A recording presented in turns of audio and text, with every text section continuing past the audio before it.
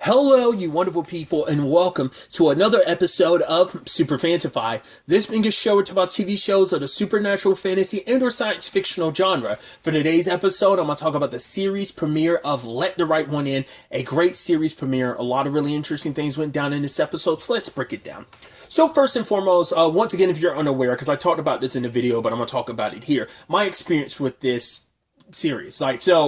I've never read the original novel that this is based on, but I did watch the 2008 movie adaptation of it. I've never seen the American adaptation that Matt Reeves did back in 2010. I was 15 or 16 when my cousin showed me the original Let the Right One In. So, but it's been that long. Now, I've seen it the one time and all those years ago. So that's like half my life ago. I saw this movie. So I remember bits and pieces, and based on the tiniest synopsis I read about the book, seems like the movie was kind of like probably a decent, fateful adaptation. But I was really surprised by this series, at least based on, because I watched a teaser trailer. I didn't watch the full-blown trailer. I didn't want to see too much. But they changed the dynamic to some extent. For one, they're making it focus on a father-daughter relationship where you get introduced to Mark and his daughter, Eleanor, who Eleanor hasn't been a vampire for like a long, long time. She's only been a vampire for the past 10 years. So, which I thought was so interesting because from the original movie, I'm a bit, once again, go by the movie and not the book, because once again, I don't know the book that well, and I don't know how much details were changed in between, but at least in the original movie, I think she was a vampire for a while, and there was no father-daughter relationship. If I remember correctly, it was just a person that took care of her. I think they were just someone that grew old and no longer could take care of her. I talked about it in the video. I feel like I remember bits and pieces, but I think that's such an interesting perspective and dynamic shift to make it not even he's like a father. It's like, no, that's her actual father. And because she's 12, but she should really be 22 because she's been a vampire for 10 years or so. So I thought that was kind of interesting because this story is on a much larger scope than the movie, because the movie was very isolated. It was a very small story in certain regards. So them kind of shifting the dynamic and kind of giving you a little bit of a different perspective, because the entire story was built around, hey, here's a boy who's bullied who meets a girl who's a vampire. That's the premise. So basically, if you've never read the book or watched a movie, I'm going to avoid spoiling stuff. Once again, it's been 15-ish years since I've seen a movie, so I don't remember everything, but I remember, I definitely remember how it ended. So, I also remember how, super kind of fucked up it was. It's a very, the story in general, just the themes and elements it deals with, it's pretty brutal, and it's, super, if I remember correctly, it was, super fucking bloody. It's actually interesting to know, because I talked about this. This show was originally being pitched at TNT, but TNT passed on it, I think, when they were, going to start working on it, and then it ended up at Showtime, which I'm thinking, I think that's kind of a better fit, because you can go super bloody. You can be bloody on TNT, but there's probably, a lot, they probably have to rein more in on TNT than they would Showtime. Just kind of an interesting thing. But once again, getting back to the point I was making, if you want kind of a better, the Isaiah and Eleanor relationship, it's more so what the movie was focused on. And like I said, I think she had a guardian/caretaker, but it wasn't a father situation. I do believe, if I remember correctly, it was someone that was by her side for a very long time that just grew old. And I can't remember. I vaguely feel like I know how that person's story ended, but I don't remember. And once again, I don't want to spoil anything just in case some of these elements come up. Because even based on a teaser trailer, I feel like what we got alone in this episode makes me go depending on how they go about it, you could definitely see them merging what this story is into what it could easily flow into what the movie / once again, potentially book is about. You could it could easily shift into a Isaiah and Eleanor thing, just depending on how they decide to handle it. And just what Mark's role ends up being. The general crux of this being about a cure was really interesting, because once again, that wasn't a thing at all to my recollection about the movie. It was just once again, very isolated story. It's we're not going to try and find a cure. It's just about, this is her secret, keeping it and living everyday life.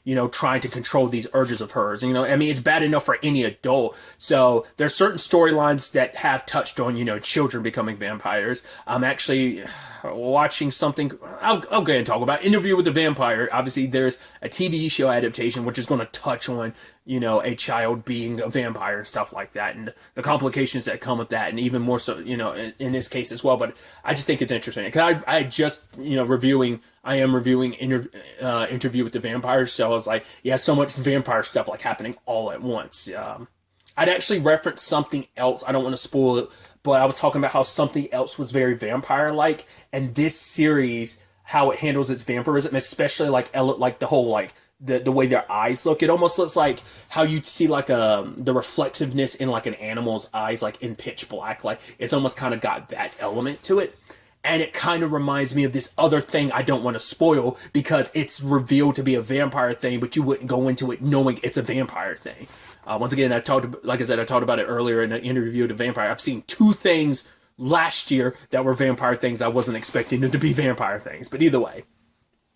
So I just thought it was kind of an interesting detail. But like I said, there's just like so many interesting elements. Because the little boy from the movie, I don't remember what his family circumstances were. I don't know what that was all about. The fact is, I definitely don't think Isaiah's mom, Naomi, is a cop. She's investigating these murders, which is actually why Mark and Ellie are here. Granted, she thought they were just coming back home. He brought her back because once again, the story of trying to find a cure, trying to find the person and thing that made her into what she is. Because I think it's kind of, I don't know if he's going by because there's some it depends on the mythology that gets used, but I think I've always interpreted it as a werewolf thing. If you can find the werewolf that bit you and killed him, you become human. But I feel like that's probably also, I guess, a vampire. I feel like it might be a vampire thing too. I feel like maybe it is applicable to both. I don't know. Obviously, I've watched vampire fiction where they have not really kept up with that, so that might just be a werewolf thing, and maybe I'm just confusing it with a vampire thing, or maybe it's always been a vampire thing and I'm confusing it with the werewolf thing. I don't know whether Mark's thinking is, if I kill the thing that made her what she is. I don't know where he got that, maybe based on mythology is what he's pulling that from, or maybe he's thinking if we can find the thing that made her, maybe we can reverse engineer its blood or something, a more technological science fictional approach of let's take its blood, synthesize it and re-engineer it and synthesize a cure type of thing. I don't know which perspective Mark's going at it with this. He's first and foremost, he's got to find the thing, but he's had no luck, because every time he's taken Ellie somewhere with a promise of this might be it, they've gone to place after place hearing about the body being drained of blood. It ended up just being a sick serial killer. And I guess it just time and time again, which just shows you man, people are so shitty that it's there's so many murderers out there that mimic this thing of a vampire, that they've traveled all over the world for the past 10 years or so trying to find a cure. And he didn't want to get her hopes up, because he had to break and dash her hopes so many times over the years that, he wanted her just to kind of think hey, we're here to settle back down to no longer run, because we had to run for so long. You stick around places too long, then people start asking questions oh, you have a daughter. Why don't we ever see your daughter during the day? Why didn't she go to school? He's going to have to answer those questions soon, and that's going to be interesting. I mean, you could always skate around it, but she's homeschooled. That's, I'm sure, how he's going to get around it present day. But especially because depending on where you live, people would have noticed, because it's we haven't seen your daughter for a while. So that's why he probably tries to reinvent himself, never kind of get too attached to one particular name and stuff, and just moving around.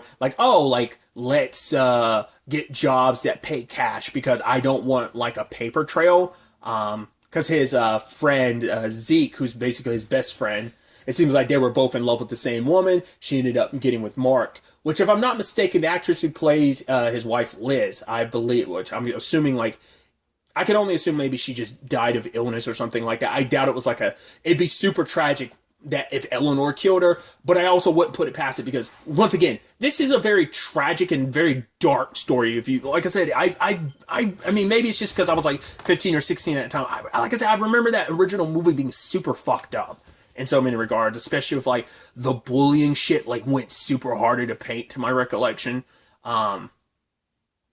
Either way, because I do remember there being like a lot of mutilation in the original movie. But either way, that actress, I was like, isn't that the actress who was the lead, one of the leads in the show, the short-lived show on Fox called Next?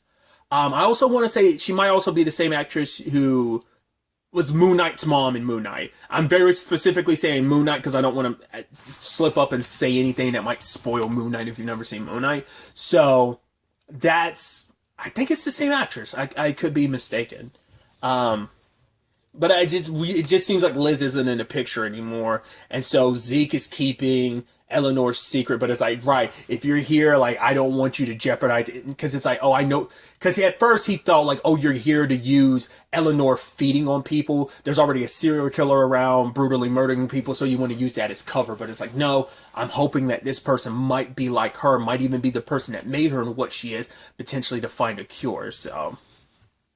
And like I said, at the same time, we have like Isaiah's mom, Naomi, looking into it, which even she's trying to balance out the whole Isaiah thing. And I think the tough thing is she's doing a single mom thing and she just doesn't say the right things because, you know, he enjoys magic and he doesn't have a lot of friends. He's seen as a little bit of a weirdo, so, which is sad. I mean, hell, he even sat down with like kind of like the goth kid who's kind of like the loner outsider. And even she walked away from him. I'm like, Jesus, dude, you can't catch a break. Once again, I don't know if this show is going to go as hard in the paint with the bullying as like the movie did, because I think, like I said, to my recollection, the movie went super hard in the paint with that, and I think the book probably like went super hard with it as well. But we'll see, because I think you also have to consider too, like the book and I think the movie too are Swedish, so like I believe it's Swedish, so like it's a different country, so not like it's excusable or anything, but I'm just saying like shit might fly a little bit differently than a country, like, obviously like. And, you know, well, the U.S., you know, especially other countries, the way they look at the U.S., it's like, you know, there's some very unsavory aspects of school stuff, especially when it comes to kids in the U.S. compared to other countries. Other countries might have this issue, but the U.S. has it on a bigger scale. And I don't know if this show is necessarily going to tackle that. The original movie didn't, but, you know, it's also a different time when this show is coming out. And, you know, once again, it's also set in the States. The original movie wasn't, obviously, so. I'm just curious to see, like, once again, just like how hard in the paint they handle the bullying stuff and, like, what Isaiah's response is. He seems to kind of have a good head on his shoulder about it, but once again, like, his mom is a little, she can't say the right thing because she's just like, oh, I want you just to be normal, because he wants to dress up like however he wants to because he's really into magic, I guess, want to dress like a magician, and she doesn't want him to stand out anymore. It's like, you already get picked on enough. I don't want you to make you she's like, you don't want to make yourself an easy target, and it's like, her saying that, and even she's like, fuck, I messed up, I didn't mean to say that. So she even tried going to a magic shop later, trying to get magic that would make her son not stand out. But, you know, I guess her not being able to shut off her cop brain, the guy's like, oh, he does the thing with the needle and everything, and she's like, oh, well, actually, it's this, and this. I'm like, cool, you completely destroyed the magic of, and she recognized, like, oh, I kind of messed that up. It's like, right. Your son, if he's doing the cartridge, she's like, that's a more delicate hand. That's something, you know, someone maybe a little more sensitive might do. But it's like, yeah, this needle thing will definitely, like, kids around his age will be like, oh, that's sick, that's cool, especially with the blood and everything. They'll latch onto that more than the coin trick, because the coin trick will seem lame in comparison type of thing. So she did get him both, though. Because she was probably more so hoping he would use the needle thing more, but he latched him, obviously, like, to the, still, once again, the sleight of hand stuff. To me, the sleight of hand stuff is still, like, it's a classic, but it's still super good, because if, once again, if you can do that, that's still pretty impressive. We also meet Isaiah's dad, which that actor, I've seen him in, God, what's the show? Altered Carbon. He was in Elementary on CBS. And so, and tying it in, because like his character on Elementary had drug issues as well, but he's like, oh, I'm sober now, and he's trying to be more so in his son's life, and even Naomi is kind of a little hesitant, because when she was investigating one of the murders and was talking to one of the guys that, like, it's kind of living on the street, she's like, have you seen this guy around this area, and showed a picture of Isaiah's dad, because she's like, right, him being back in, like, this side of town makes me go, like, maybe he might be out here dealing, even though his typical lane is not this part of town, so. I just thought about it. I was like, right, the show did show that body that Naomi was investigating. It was pretty damn gnarly. Like I said, it's like, I can't imagine TNT kind of leaning into that. Once again, I think it is just a benefit of it being on Showtime that they, I guess it's like, because, once again, it's like producers or the network that brought you like Yellow Jackets and Dexter. So so you're capable to lean into that like violent element of it. But, like I said, they're also taking this other really interesting approach too, because it almost seems like vampirism is almost being turned into a drug. So, at one point, while he was taking Eleanor out, like to that little museum thing, he caught a glimpse of a guy walking barefoot on some. It's like, right, that's what she does because she can't feel anything. I guess so. And it's like vampirism just makes you numb to the elements. So she's out in the snow, out in the pure cold, and because her body's probably naturally cold, just being the undead and everything. And he went to attack the dude. He's got like a little thing that like I was like, oh, it must be something used to knock the guy out. But he was struggling because the guy was super strong. Luckily, Ellie took him down. But it turns out he had no bite marks on him or anything. He didn't try to drink your blood. His teeth are fine. It's like, wait, how? It's like, oh, his eyes, look at him, they glow. He's like, yeah, because you're flashing light in his eyes.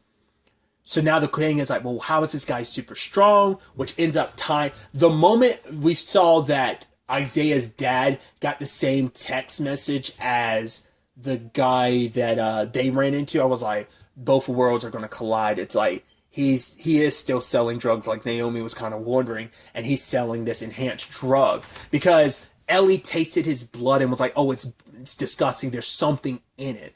And so it seems like it's been manufactured. I wonder, is it because it's another vampire's blood?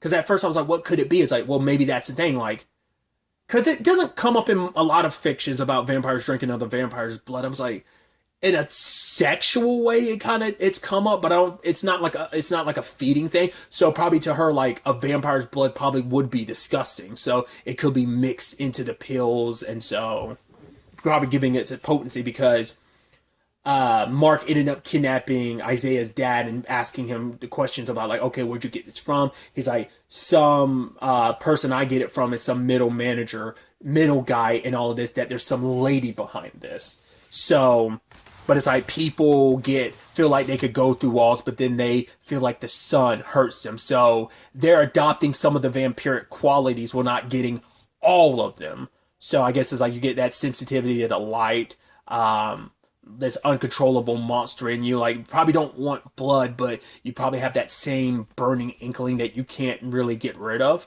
So once again, coming at it from a perspective of like making a drug of vampirism, I think is kind of interesting. I guess it's almost like the vampiric version of PCP or something like that. So interesting knowing that someone's doing that. That I guess someone's trying to monopolize on, like, either the person who's behind all this has a vampire captured and is bleeding them dry and is selling this drug and making it so primal and so potent just to sell it, or it is the actual vampire themselves that's behind this. I'm curious to see. And once again, you also have the other storyline of you have Claire and her brother Peter and her dad.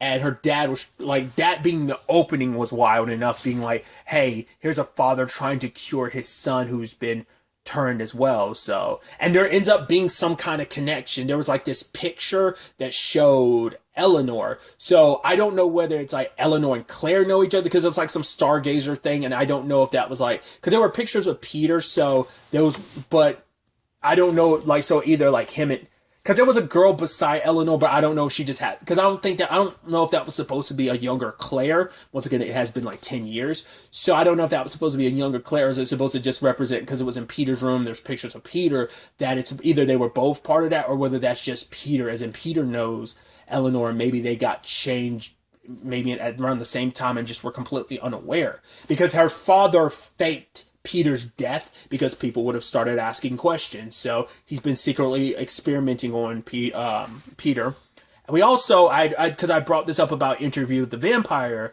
about the whole vampirism not immediately jump-starting the healing factor, I thought was interesting. Because Peter's still like burned to a crisp, like his skin is still bad. It doesn't automatically heal. He probably has to have like a decent enough meal to like start the regenerating process, but even then it probably would take time. It probably wouldn't be immediate. So I just thought that was kind of interesting. I guess like depending on how severe like the sunlight burn is, how long the person was exposed to it. Because he was engulfed. I mean, I guess whatever their father had worked on was kind of a temporary like sunblock, but eventually it wore off and he completely burst into flames. So that was how much fire he was consumed in. That seemed like it was super close, and considering how much damage he'd sustained, is like any longer and he would be dust right now. So, well, I'm curious, like, would it be like vampiric stuff of just like pure dust, or would he have been like a skeleton? Because I think it probably depends on like how much of your body gets dusted when you die from sunlight. I'm curious to see how this show handles that, which route it ends up going.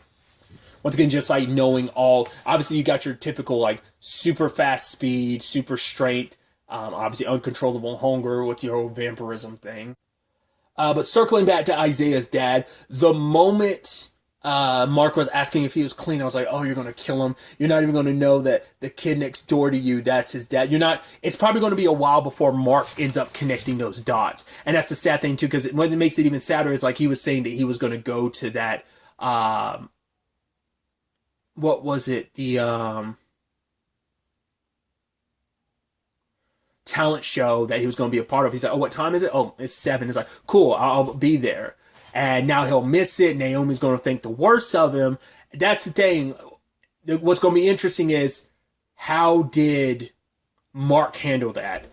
Did he how did he dispose of the body? Did he leave it there? He's going to make it seem like a random crime? Is he going to try and make it seem like, because the problem is Naomi's going like, when Naomi eventually finds out, and it's probably going to be after she like curses his name and is like, oh, he bailed. This was so important. How could he let, Isaiah down, especially because he is Isaiah's world. He shines anytime Isaiah shines every time his dad's around, and it's like, how could he do that? And then finding out like, oh, he's dead, and her being invested in finding out who this is, like Mark is kind of in a very tough spot. Even Ellie's like, you said we should be handling things. We got to be extra safe. He's the one making all the risky moves. I mean, granted, yeah, his daughter was hungry and he needed to get her some blood. But still, it's like, right, you just happen to be super unlucky. And yeah, he just happens to be mixed up in all this. And that's going to be your undoing to some extent. So, what I thought was also interesting, too, is when Eleanor, like, left outside and she ran into Isaiah again. I mean, first and foremost, the fact is she was like, oh, could you eat the chocolate for me? And it's like, right, trying to live vicariously through him, because it's probably like food probably tastes very much like Louis said, like paste or soap. It probably tastes like actually nothing. You probably can't even like swallow regular food, because it's just going to be like, it just tastes that disgusting. But him eating the chocolate, she kind of living vicariously through him in that regard. But when she was initially going to bite him, she stopped when he did the magic trick, and she was like, whoa, how'd you do that? And he's like, oh, that's, it's magic. And then he's like, oh, your eyes, how did you doing that? She's like, But then like, she's like, when he said how cool they were, she was almost like, oh, it's magic too. Because she always had to hide what she is. Because even her father, she says, like, when I feed, you turn away from me. So, because for her, it's like, I have to kind of accept what I am, maybe, because I might be like this forever, but you're still hanging on to the hope that I might turn back into who I was. Maybe this is what I am. Maybe this is all I'll ever be. Will you be? And it shows that maybe he's accepting it for now, but that's because he still got hope that she'll go back to being the normal human girl she was at one point in time. But also the problem is, what if she doesn't, He won't accept her as she is, but Isaiah saw her eyes and didn't immediately think anything weird of it. In fact, he thought it was cool. And I think for her, it felt nice for the first time in a long time to someone not look at her like, be scared of it and seeing her differences as something that's bad. Because her father, in her eyes, it's like every time he sees my differences, all he sees is the bad, the monster that I am. He doesn't see me as his daughter. And it's that tough, I think, dichotomy he has going on of, yes, he wants his daughter. He sees her there, but it's like that hope is keeping that alive. And, even when he was feeding her later, he still was like looking at the door, because no matter what he wants to say, he can't look at her when she's feeding, because it's like, oh, it's so unnatural. It's not normal, so. We'll see. I'm so curious to see what's going to ultimately be the connective tissue between like Peter and Claire, as well as the Mark and Eleanor story. Like how they are connected, but seem so unaware of each other currently. Once again, it's only the first episode, but I'm so curious what will be the eventual thing that ends up tying those stories together, where they become aware of each other's existence or what's going on with the other one. From what I remember, the person that was kind of a guardian to the vampire girl in the movie was kind of doing it alone. Mark isn't. I mean, Liz might not be around anymore, but at the very least, he has Zeke. He has at least someone in the know about everything that he can kind of like talk to about this. And obviously, Eleanor doesn't really have any friends, especially moving around as much as she does. So having Isaiah, someone about her own age, from a technical standpoint, must be nice to have some friend at all. So, like I said, if you've seen how the movie, or I would assume once again the book ends, it definitely feels like this show is like almost giving this story a prequel element to it while also changing stuff around. Because like I said, I feel like we never spent that much time with the vampire girl's guardian, but in this case actually making it her dad and making that a focal point and just kind of changing the relationship and dynamic. Because when I was talking about it in a video, I used a video game for example.